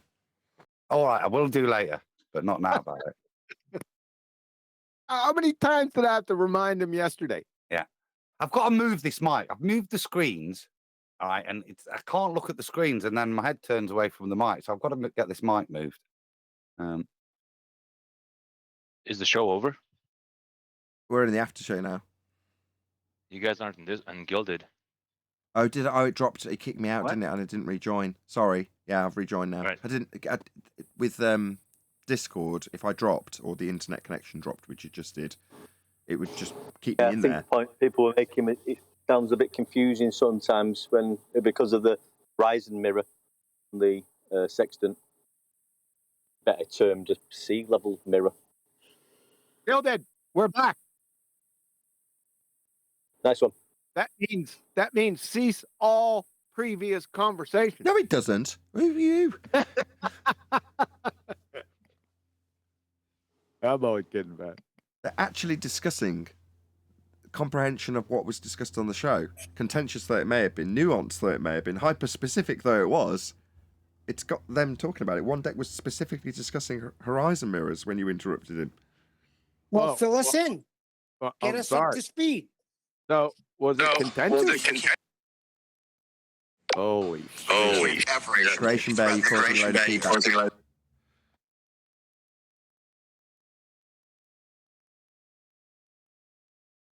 Lots of feedback there, guys. Yeah, Creation Bear. Yeah. We good now? Up to speed then, Gilded. Does that sound more on topic than us? Yeah, that's No. what I asked. I can't hear you. You're not talking down your microphone. Catch us up to speed, Gilded. Sorry. This is hilarious. You want me to hang around in about 10 minutes? Okay, no worries. 10 minutes. 4 more hours, man. I get 10 more minutes. I don't want to have a show running when this guy comes with the pallet. He might So not come can for we another 2 agree hours. now that the horizon is slightly below eye level? Yes, we know that it is slightly below eye level in all circumstances, without exception. Yep, even when you go extremely high up, then for some reason, even when the part of the sky turns black always, and the underside turns blue, it's still going to be at eye level. It's really bizarre. Optics, you know? What? Or if Am I in the Twilight Zone? Sorry, guys in Gilded, do you think, is it just me? Or do my own panel sound like they've seemingly double spoke their way around this conversation today a little bit? Is it just me? There's been a lot of, yeah, I understand. It doesn't rise to eye level. It drops as you raise. It's the point of dissolution. It's the ground. It's the plane that you're looking at. But that's going to drop because you're raising.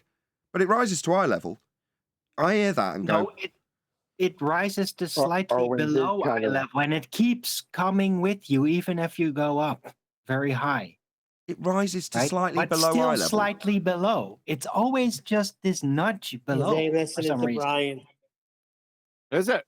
No, I went actually saying something good, and you're all rumpusing him. Yeah, it rises to slightly below eye level.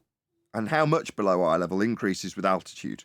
That's still a lot of words, but factually true. Really? Yeah, Somebody measured but that? after you go up really high, eventually it just still keeps coming up with you. Yes, You know? I cite Alberuni, Huey. You say, has anyone actually measured it, though, not calculated it? Yeah, I'm citing Alberuni. Okay. What'd he do? Measure it. With what? The horizon. With what? No, you don't measure something with the horizon. What's the measurement tool? I don't know what he used. What did Alberuni use? Anybody? Probably a sextant. Yeah, I don't like. He didn't have a sextant. Astrolabe. He didn't? Astrolabe. Oh, astrolabe. Right. Yeah, astrolabe. There you go. So he's measuring perspective, correct? The horizon. Yeah, but he's measuring perspective is what he was doing. Anyone who does it is measuring perspective, correct? The horizon. You don't measure perspective. Perspective. I'm done. Kiwi's trying to do what John do. did earlier. No, you don't. Get smart with me. Yeah. Yeah, he's measuring do. Alberuni. Why am I getting rubbish by Alwyn now? In the rhetoric, he's measuring the horizon. Now, you want to say, yeah, he's measuring perspective. And I haven't said no. But I've just said, yes, the horizon. Yeah, he's measuring. Go ahead, Chocolate. No, go ahead, Chocolate. So my citation's Alberuni. It's mainstream, Right, well-documented you sound rhetoric. like you're on the top of the mountain and shit. You just got trashed. He's on the top of the mountain measuring a dip to the horizon. Therefore, my citation for is it measured to have dropped? Yeah. It's a baller citation. It's Alberuni. What's wrong with that? Yeah. Well, I already told you what was wrong with that because when we viewed the horizon, okay. When we use the what now? Ah, there it is. Ah, gloating time. Ah, why isn't my camera working? Ah, I can't show my smug face. I'm going to ease your pain. Oh, you're rumpusing QE. No, I'm not. A little bit. A little bit. I don't know. Was this the contention that was on the show? Hold on. Something You like asked for a that. citation where it was measured. Discussion I was gave you about eye Alberuni. level And now and I'm the getting horizon. rumpused. Arwen! You asked for a citation where the horizon's measured. What's going on?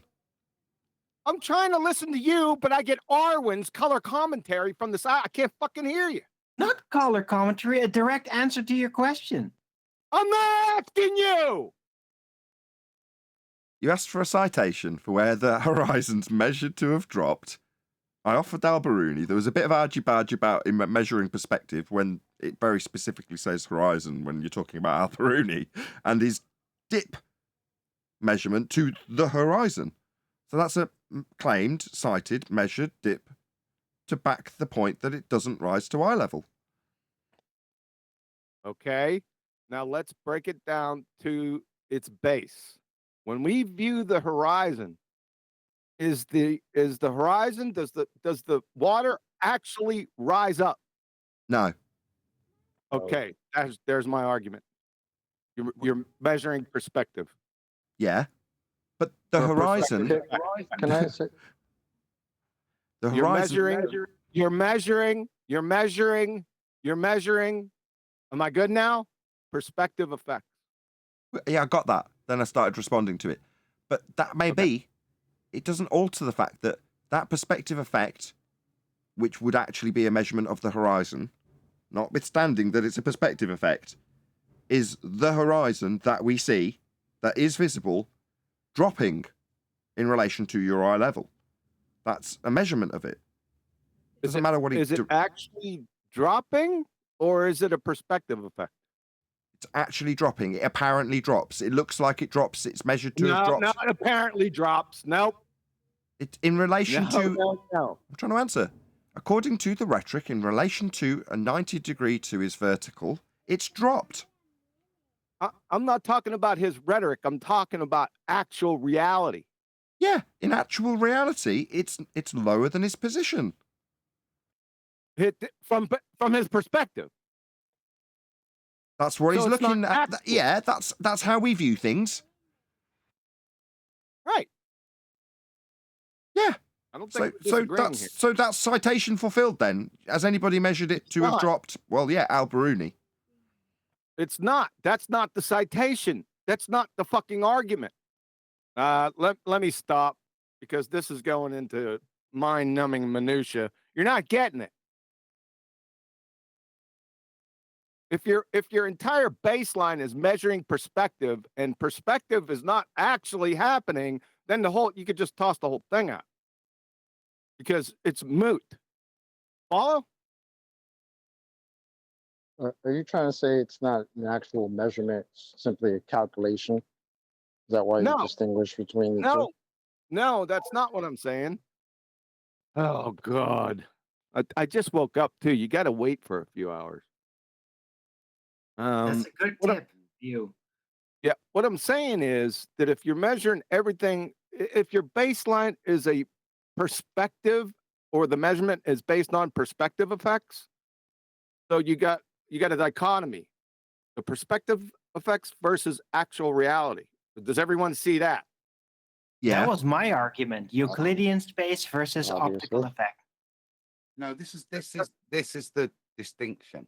So we're trying to think that when we use the horizon with a sextant, what we're doing, or all we're actually doing, is defining a level. The actual surface of the Earth, all of this is kind of mute at this point. We're not doing anything in celestial navigation at this point. All we're doing is using the horizon and the perspective effects in there and the knowledge of our height to define that level. All this is doing is defining a level. None of it's tied really, certainly in terms of navigation or linking anything to reality really, to the surface. All we're doing is using that horizon to define a level and move forward from there with our elevation angle. That's fair enough. Perfect. With that, I was going to say another huge, massive, enormous thank you to both Discord and G+ panels for making today's after show possible. And of course, a massive thank you to all of you in either Nathan Oakley 1980 or Nathan Oakley premiering streams, hopefully smashing the super chat, liking, commenting, sharing, subscribing, joining as a Nathan Oakley 1980 channel member, and all that good stuff. I've been Nathan Oakley, and I will see you all in the next video.